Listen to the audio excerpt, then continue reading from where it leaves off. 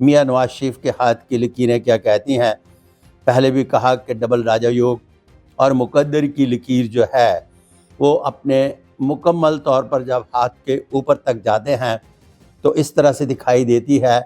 ذرا غور سے دیکھیے گا، کہیں بھی جہاں یوں کر کے ان کا ہاتھ دکھایا گیا ہے کہ تھوڑی سی نرم پڑی ہوئی ہے، اس کا مطلب ہرگز یہ نہیں کہ جو حالات چل رہے ہیں میں ان کی روشنی میں کہہ رہا ہوں۔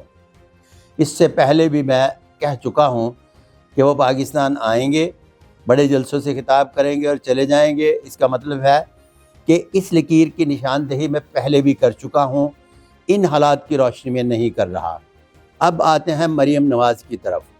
جب محترمہ مریم نواز شریف وزیر اعلیٰ پنجاب کی بات کرتے ہیں تو میں نے پہلے بھی کہا تھا کہ دل دماغ کی ایک لکیر پائی جاتی ہے، جو بھی کام شدت سے شروع کرتی ہیں اس کو پایہ تکمیل تک پہنچائے بغیر دم نہیں لیتی۔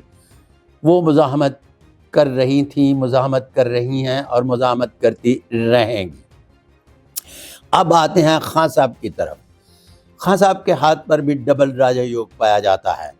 جب ان کی طبیعت کے بارے میں جاننا چاہتے ہیں تو ان کے ہاتھ پر مقدر کی لکیر کے ساتھ ساتھ ہارٹ لائن بہت زبردست اور اہم ہے۔ یہ ماؤنٹ آف جوپیٹر سے نکلتی ہے جو اپنی مرضی کے آپ مالک ہونے کا پتہ دیتی ہے۔ خان صاحب کسی بھی شرائط پر اگر ٹرمپ یہ چاہتے ہیں کہ وہ کہیں کہ امریکہ آ جائے تو خان صاحب پھر بھی نہیں مانیں گے۔